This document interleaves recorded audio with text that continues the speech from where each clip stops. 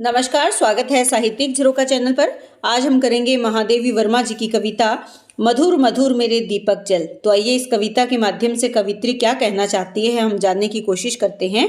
देखिए यहाँ पर क्या है कि मधुर मधुर मेरे दीपक जल। मधुर मधुर यानी बहुत ही मधुरता से, धीरे धीरे मेरे दीपक। दीपक यहाँ पर क्या है? दीपक यहाँ पर आस्था का प्रतीक है। आस्था या आत्मा, आस्था से अभिप्राय या आत्मा से अभिप्राय यहाँ पर क्या है? स्वयं आत्म विचार या स्वयं के जो विचार हैं या स्वयं जो कवित्री हैं उनके भाव। तो कहती है कि मेरे आस्था रूपी दीपक तुम जलो, लेकिन कैसे जलो? मधुर मधुर। और ये आस्था कब कब बनी रहे, दीपक के रूप में कैसे जलती रहे? युग युग, प्रत्येक युग में, प्रतिदिन, प्रति क्षण में और प्रति पल में। यानी समय का कोई भी अंश ऐसा ना हो जब ये आस्था रूपी दीपक ना जले। और ये किसके लिए जलेगा? प्रियतम के लिए। प्रियतम के पथ को आलोकित कर। पथ यानी मार्ग, और आलोकित का मतलब क्या होता है? प्रकाशित करना। कि मेरे प्रियतम के मार्ग को प्रकाशित करने के लिए मेरी आस्था रूपी दीपक तुम जलो, प्रत्येक पल प्रत्येक क्षण तुम जलो। सौरभ फैला विपुल धूप बन। यहाँ पर जो प्रियतम है महादेवी के, वो कौन है? वो है ईश्वर। ये आप ध्यान में रखेंगे, ईश्वर या परमात्मा को वो प्रियतम स्वीकार करती है। ये उनकी रहस्यात्मकता का या उनके जो रहस्यवादी विचार हैं उनका मूल आधार है, जो आत्मा परमात्मा का संबंध वो स्थापित करती है। सौरभ फैला विपुल धूप बन। सौरभ यानी सुगंध फैली है, विपुल विस्तृत धूप बनकर। किसकी सुगंध है? मृदुल मोम सा घुल रे मृदु तन। ये मृदु यानी कोमल तन की सुगंध है। और वो कोमल जो तन है वो सुगंध कैसे फैला रहा है? मोम सा घुल रे, मोम की तरह घुलकर, कोमलता से। जो कोमल शरीर है वो कोमलता से, जिस प्रकार मोम घुलता रहता है, जलता रहता है और उसके साथ पिघलता रहता है, उसी तरह तुम अपने कोमल शरीर को पिघलाओ, जिसकी सौरभी, जिसकी सुगंध धूप बनकर पूरे विस्तार से वो फैले। और ये किसके लिए हो? अपने ईश्वर के आगमन पर। दे प्रकाश का सिंधु अपरिमित। प्रकाश इतना फैलाओ कि वो सागर के रूप में फैल जाए। अपरिमित यानी असीमित सागर के रूप में वो चारों ओर प्रकाश उसका फैल जाए। किसका प्रकाश? अपने विश्वास का, अपनी आस्था का, अपनी आत्मा का। तेरे जीवन का अणु गल गल। कि तेरे जीवन का प्रत्येक अणु गल गल कर यानी समर्पित होकर तुम अपने जीवन का प्रत्येक अणु गला दो। गलाने से अभिप्राय यहाँ पर क्या है? समर्पित कर दो। किसको समर्पित कर दो? अपने ईश्वर को समर्पित कर दो। पुलक पुलक मेरे दीपक जल। मेरी आस्था रूपी दीपक तुम पुलकित होकर, आनंदित होकर, यानी आनंद की अनुभूति करके तुम जलो या आनंदित होकर तुम जलो। आगे क्या कहती हैं? तारे शीतल कोमल नूतन मांग रहे तुझसे ज्वालाकण। इस संसार में सभी प्रकृति के व्यक्ति हैं, या माने कि इस आसमान रूपी संसार में अनेक प्रवृत्ति के तारे हैं। शीतल भी हैं, कोमल भी हैं, नूतन यानी नवीन भी है। शीतल से अभिप्राय क्या है? जो कम अग्नि से युक्त हैं, जो ठंडे हैं, जो कोमलता से युक्त हैं, और जो नवीन है, नए हैं। यानी इस आकाश रूपी विश्व में अनेक प्रकार के व्यक्तित्व रहते हैं, या आकाश, संसार रूपी आकाश में अनेक तारे हैं जिनकी प्रवृत्ति अलग अलग है। वो क्या मांगते हैं? मांग रहे तुझसे ज्वालाकण। वो तुमसे एक अग्नि प्राप्त करना चाहते हैं, ज्वाला का एक कण प्राप्त करना चाहते हैं, जिससे कि वो भी एक नया जीवन जी सके। अपनी शीतलता, अपनी कोमलता, अपनी नूतनता में नए विचारों को शामिल कर सके। विश्व सलभ सिर धुन कहता मैं, हाय न जल पाया तुझ में मिल। विश्व रूपी रूपक अलंकार है। शलभ का क्या होता है? पतंगा। आपने देखा होगा जब बारिश आती है खूब पतंगे आते हैं, और वो जहाँ पर कोई प्रकाश होता है उस पर आकर अपनी जीवन लीला समाप्त कर लेते हैं। तो ये संसार रूपी जो पतंगा है अपना सिर धुन रहा है, अपना सिर पटक रहा है, और क्या कह रहा है? हाय न जल पाया तुझ में मिल। कि मैं तुझ में मिलकर, तुझ में किसमें, आस्था में मिलकर, तुम्हारी आस्था को प्राप्त करके मैं क्यों नहीं जल पाया। या इस तरह से भी हम यहाँ पर इसकी व्याख्या कर सकते हैं कि जो संसार रूपी पतंगा है वो ज्वाला कण रूपी विचारों को क्यों प्राप्त नहीं कर पाया, यानी अपने अपने आप को वो समर्पित इस आस्था के प्रति क्यों नहीं कर पाया। सिहर सिहर मेरे दीपक जल, सिहर सिहर धीरे धीरे मेरे दीपक तुम जलो, ताकि सभी तुमसे कुछ ना कुछ सीख पाएं। यहाँ पर जो शीतल कोमल नूतन अलग अलग व्यक्तित्व या स्वभाव है, वो सब अपने व्यक्तित्व में बदलाव लाने के लिए तुमसे वो ज्वाला कण प्राप्त कर पाए जो उनके जीवन को नई दिशा दे। इसीलिए तुम धीरे धीरे जलो ताकि सब तुम्हारा साथ प्राप्त कर सके। जलते नभ में देख असंख्यक स्नेहहीन नित कितने दीपक, कि जलते हुए आकाश में देखो, जल रहा है कैसे आकाश, क्योंकि असंख्य तारे हैं जो वहां टिमटिमा रहे हैं, जलते हुए दीपक जैसे दिखाई देते हैं। जलते नभ में देखो कितने असंख्यक, जिनकी कोई संख्या सीमित नहीं है, लेकिन स्नेहहीन नित रोज कितने दीपक, लेकिन उसमें से कितने ही दीपक जो स्नेह से हीन होकर, अर्थात उसमें स्नेह रूपी तेल नहीं है, प्रेम रूपी तेल नहीं है, उससे हीन होकर इस नभ में असंख्य रूप से जल रहे हैं। कहने का भाव यहाँ पर क्या है कि ऐसे अनेक या असंख्यक तारे हैं जो रोज स्नेह रूपी तेल से हीन होकर या स्नेहहीन होकर आसमान में जलते दिखाई देते हैं। जल में सागर का उर्जलता विद्युत ले घिरता है बादल, जल से परिपूर्ण सागर का हृदय भी क्या है, जलता है। अर्थात जल से परिपूर्ण होते हुए चारों तरफ पानी है, लेकिन फिर भी उसका जो हृदय है, उसका जो उर है, वो जल रहा है। किससे? जो पीड़ा है, उस पीड़ा से वो दग्ध है।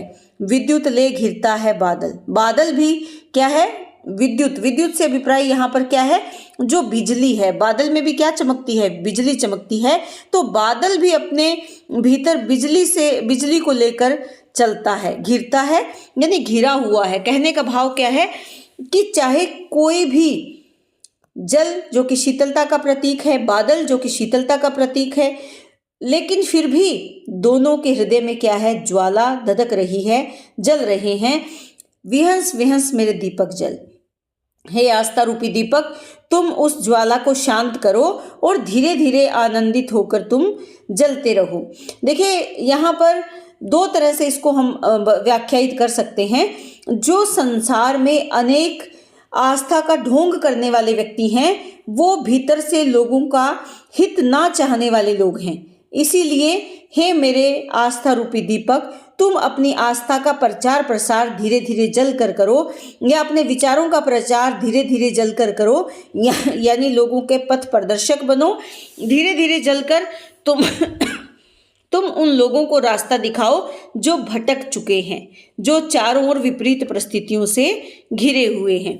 द्रुम के अंग हरित कोमलतम, द्रुम क्या है, वृक्षों के अंग, यानी उनकी जो शाखाएं हैं, उनके जो पत्ते हैं, उनकी जो टहनियां हैं, वो हरित हैं, हरे रंग से परिपूर्ण है और कोमल है, लेकिन ज्वाला को करते हृदयंगम। लेकिन कहीं न कहीं उनके भीतर भी क्या है, एक ज्वाला जल रही है, यानी वो भी प्राणहीन नहीं है, बल्कि उनमें भी कहीं न कहीं एक ज्वलित कण गतिमान है। वसुधा में जड़ अंतर में भी बंदी है तापों की हलचल। वसुधा यानी इस धरती की प्रत्येक जड़ जो स्थिर है, उस स्थिरता में भी, अंतर में भी, यानी उसके भीतर भी, जड़ता के भीतर भी तापों की हलचल बंधी हुई है। यानी कहीं न कहीं इस धरती के गर्भ में भी एक हलचल है, एक गर्मी है, एक ज्वाला है। इसीलिए उस ज्वाला को शांत करने के लिए बिखर बिखर मेरे दीपक जल, कि हे मेरे दीपक, तुम बिखर बिखर कर, यानी चारों ओर अपने आप से दूसरों को प्रभावित करके तुम जलो। किसको कह रही हैं? आस्था रूपी जो उनका दीपक है। मेरे निश्वासों से दृढ़तर सुबह न तू बुझने का भय कर, कि मेरी जो सांसें चल रही है उनसे हे सुभग न तू बुझने का भय कर। भय कर से अभिप्राय क्या है कि डरो नहीं, कि तुम अपने बुझ जाने से डरना नहीं। मेरी सांसों की जो गति है उससे तुम डरो नहीं। मैं अंचल की ओट किए हूँ, कि मैंने तुम्हें अपने आंचल में समेट रखा है, आंचल से ओट की हुई है, अपनी मृदु पलकों से चंचल सहज सहज मेरे दीपक चल। कि मैंने अपने अंचल की ओट किए हूँ और अपनी कोमल पलकों से जो चंचलता है, उस कोमल पलकों से भी जो चंचल है, उससे मैंने तुम्हें क्या कर रखा है, बचा रखा है। इसीलिए धीरे धीरे मेरे दीपक, आस्था रूपी जो दीपक है, तुम जलो। आगे क्या कहती हैं, सीमा की लघुता का बंधन है अनादि तू मत घड़ियांगिन। कि सीमा की लघुता का भी बंधन है। सीमा यानी एक सीमा है। लघुता का अभिप्राय क्या होती है, छोटी, छोटेपन का जो बंधन है अनादि। वो सीमा भी क्या है, अनादि है। तू मत घड़ियां गिन, कि तुम्हारे पास सीमा की लघुता का कोई बंधन नहीं है, तुम अनादि हो। यानी अनादि काल से जो आस्था है, विश्वास है, वो चला आ रहा है, तू उसके लिए घड़ियां मत गिन। मैं दृग के अक्षय कोशों से, दृग यानी जो आंखें हैं, आंखों के कोशों से, अक्षय कभी न खत्म होने वाले जो कोश हैं, जो खजाना है, उससे तुझमें भरती हूँ आंसू जल। मेरी आंखों का जो खजाना है, जिसमें आंसुओं का जल भरा है, जो कभी खत्म नहीं होता, उससे मैं तुझमें आंसू का जल भरती हूँ, अर्थात आंसू रूपी जो तेल है वो भरती हूँ, जिससे कि तुम हमेशा प्रज्वलित रहते हो। इसीलिए सहज सहज मेरे दीपक जल, कि तुम अनादिकाल से जले आ रहे हो, तू घड़ियां मत गिन। सीमा ही लघुता का बंधन है।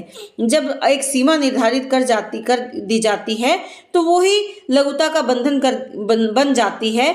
लेकिन तुम्हें डरने की जरूरत नहीं है। मैं अपने आंखों से गिरने वाले जो जल रूपी तेल है, उससे तुम्हें हमेशा सिंचित करूंगी और तुम इसी प्रकार से जलते रहो।